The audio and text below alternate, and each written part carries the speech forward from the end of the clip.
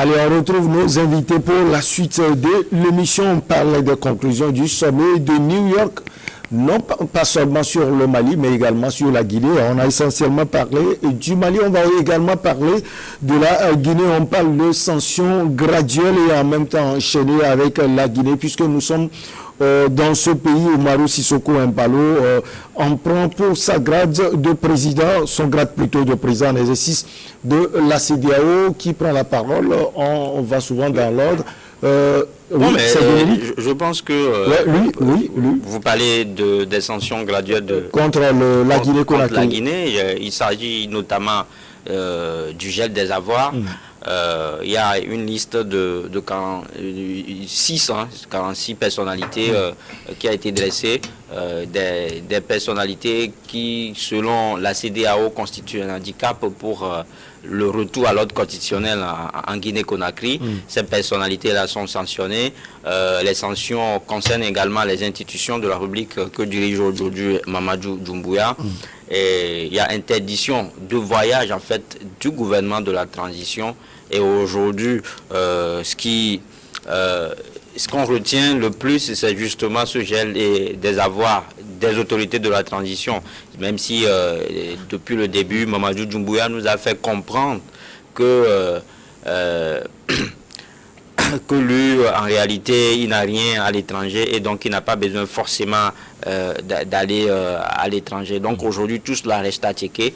Mais ce qu'il faut dire, c'est-à-dire que c'est des sanctions qui, pour le moment, ne visent pas la Guinée-Conakry même. Mais qui visent les autorités. Qui visent les autorités, mais à la longue, qui auront des impacts sur le pays. Parce qu'il y a également une sanction qui demande à ce que les transactions en direction de la Guinée soient interdites.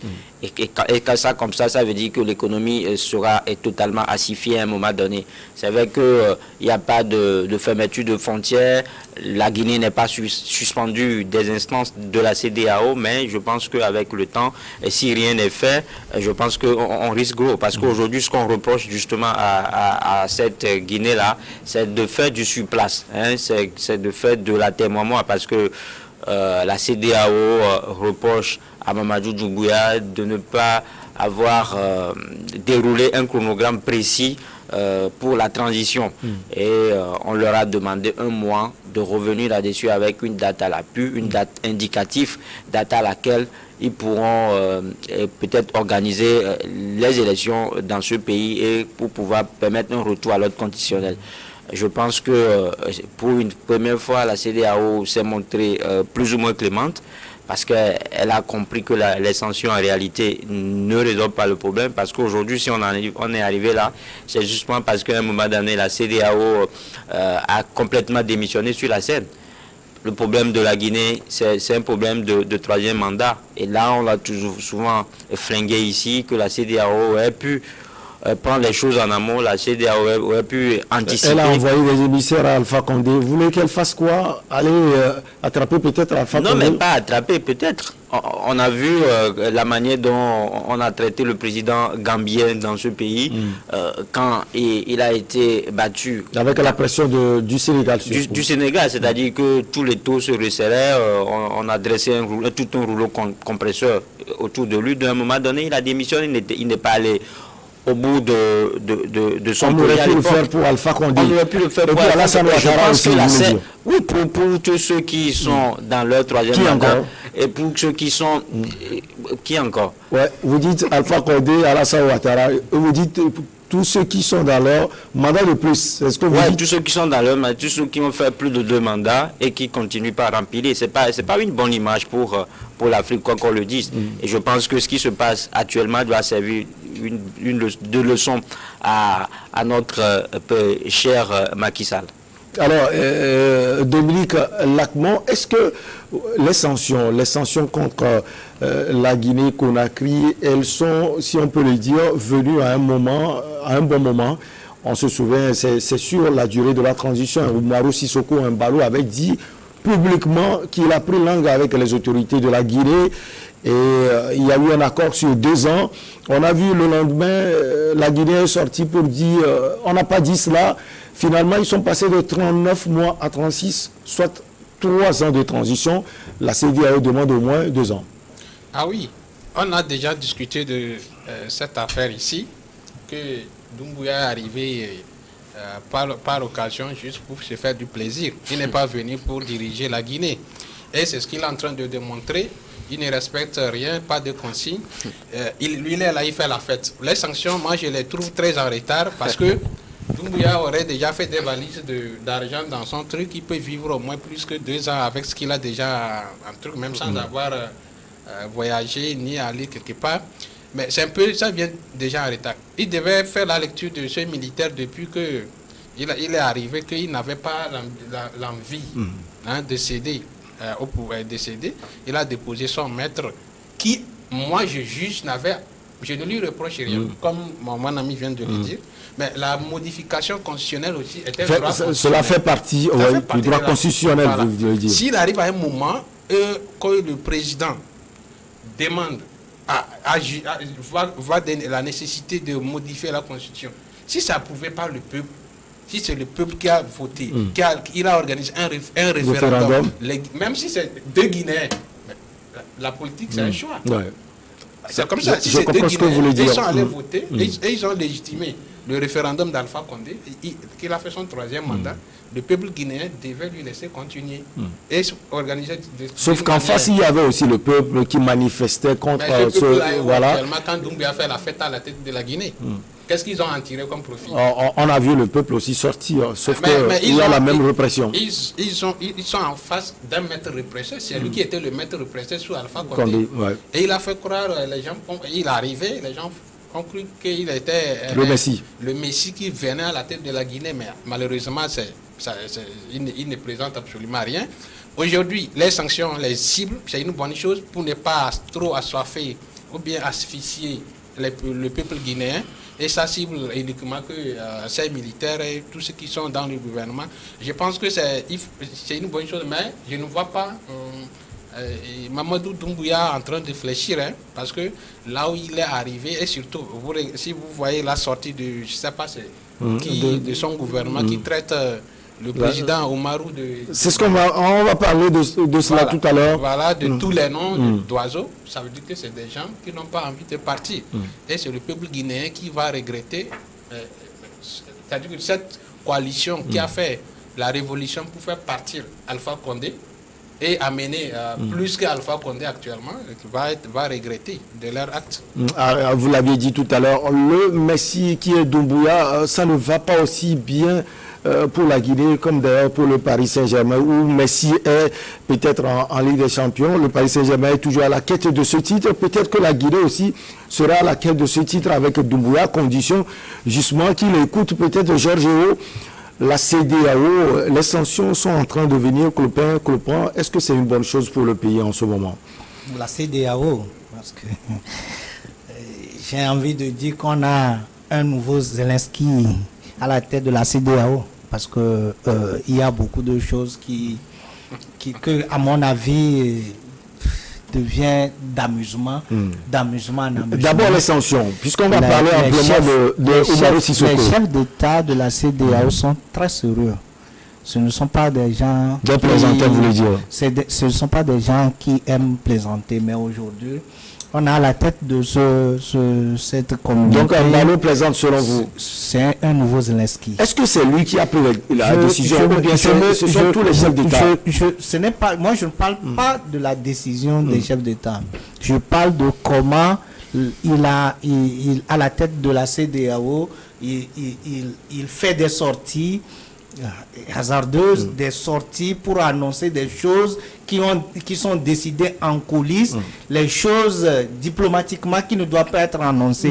Et je me dis tout simplement que ce monsieur n'est pas à sa première expérience, depuis qu'il a été nommé président et premier ministre de la transition.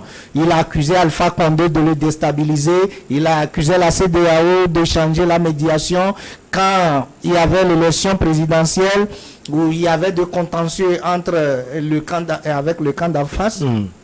Il accusait il accusait Alassane Ouattara et il accusait, comment vous l'appelez, Alpha Condé de financer son adversaire, etc. Même il a osé dire aux journalistes de Jeune Afrique que comment vous l'appelez, que les gens financent ses adversaires et beaucoup de choses. Après, quand il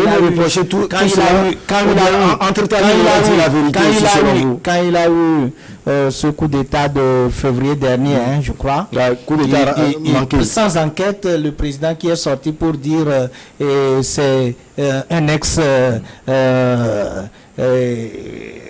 contre-amiral qui a organisé parce que il serait associé à des trucs de drogue, des trafiquants, etc. Il a aussi dit qu'il a négocié avec la junte. C'est vraiment un président ne parle pas comme ça. Un président de la République, vous ne voyez pas le président de la République togolaise, vous ne voyez pas le président Faure Sigbe, il ne parle pas comme ça. On ne parle pas. Il doit soigner ses sorties. Avant d'aller, il annonce à Jeune Afrique, RFI, etc., que la Guinée mérite de lourdes sanctions. Est-ce qu'elle mérite de lourdes sanctions, aujourd'hui? C'est ça ma question. Aujourd'hui, qui se réjouit des cas de la Guinée-Conakry? Qui va dire que moi je me réjouis? Non, personne ne se réjouit. Même comme il a dit, on n'est pas contre Alpha Condé, on n'est pas contre quelqu'un. Nous sommes dans un espace communautaire et nous voulons que ça va pour tout le monde. On veut l'épanouissement de toute la communauté. Personne ne voudrait pas qu'on fasse 3 mandats, 4 mandats, qu'il y a problème. Non.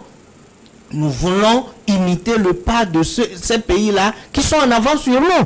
Nous ne voulons pas dans notre communauté qu'il y a des terroristes. Nous ne voulons pas des problèmes. Mais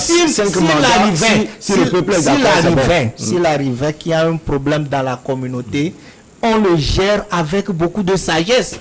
On ne gère pas les problèmes pour créer d'autres problèmes. Il ne doit pas sortir, dire de n'importe quoi. Et lorsqu'on envoie la médiation de Cotonou, je crois, c'est l'ancien président, quand les gens sont là pour discuter, quand la médiation est là, si vous vous rassemblez pour discuter, s'il y a des sanctions, je ne refuse pas, on peut donner des sanctions. S'il n'y a pas de sanctions, qu'on laisse. Maintenant, vous devez savoir que ceux qui sont là aujourd'hui, ce sont les interlocuteurs d'en face. Aujourd'hui, qu'on le veuille ou pas, c'est la transition de la Guinée qui devient l'interlocuteur, les dirigeants de ce pays. Et c'est avec ces personnes-là qu'on va discuter. Mais si de l'un, vous rendez la discussion, le dialogue inefficace, vous rendez caduques les choses, avant qu'on aille à la rencontre de ces personnes-là. Je vais vous rappeler ce rendez-vous. Entre-temps, le président Umaru Sissoko Embalo et l'ancien président du Bénin, Thomas Boni Yayi, auraient pris langue avec les autorités actuelles de Conakry.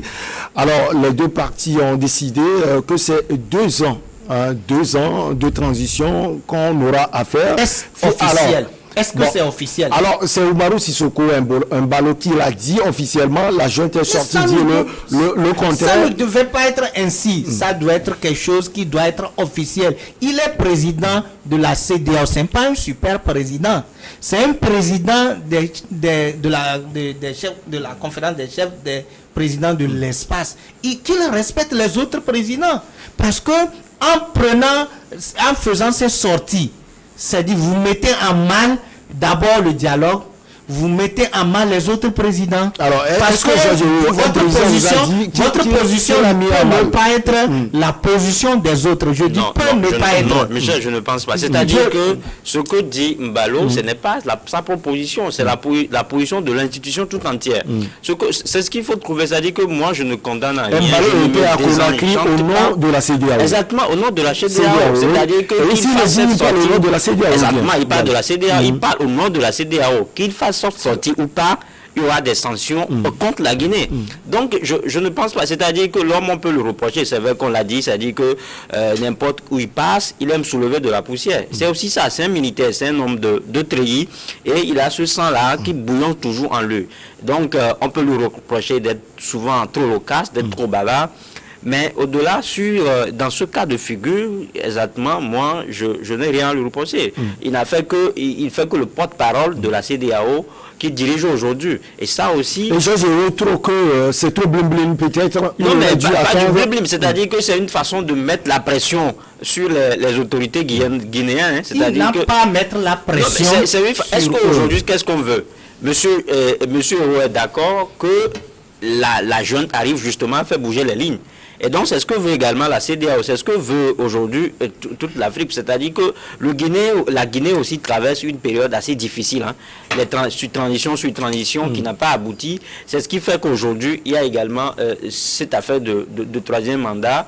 Et à un moment donné, Doumbouya est obligé de déposer Alpha Condé. Donc aujourd'hui, tout ce que souhaitent les Africains en général et les Guinéens en particulier. Donc le président parle comme ça, selon vous? Non, le président ne peut pas parler, mais ce que je dis, c'est une façon de mettre la pression sur les autorités guinéennes. Et là, je pense que Doumbouya l'a compris. Doumbouya a compris et il a même devancé les sanctions de la CEDEAO en allant au Mali. Peut-être demander des conseils. Demander des conseils à Assimi Goïta pour lui dire comment est-ce que vous êtes arrivé à vous en sortir avec les sanctions de la CEDEAO. Donc aujourd'hui, je pense que tout ce que tout le monde veut, tout le monde œuvre vraiment qu'il y ait un retour à l'ordre constitutionnel en Guinée-Conakry. Mais dire que Doumbouya n'a rien fait, qu'il prend le pouvoir pour la fête, je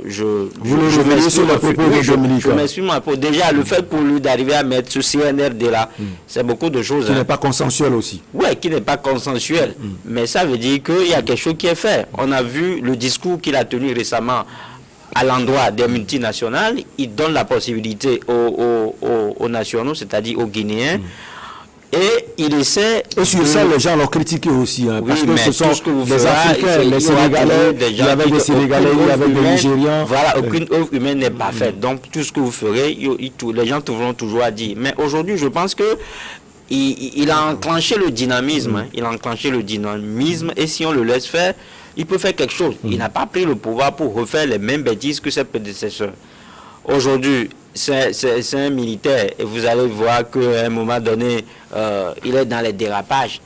Mais bon, il a un plan de gouvernance. Mais maintenant, ce qu'on lui demande aujourd'hui, je pense que c'est pas sorcier. Et je pense qu'il le fera. C'est le calendrier. C'est le calendrier. C'est le calendrier. Parce qu'il n'a pas de terrorisme en face. Aujourd'hui, 3 ans, c'est pas peut-être trop. Non, mais là, aujourd'hui, on va voir cela si vous le permettez juste après la pause puisqu'elle s'impose. D'accord.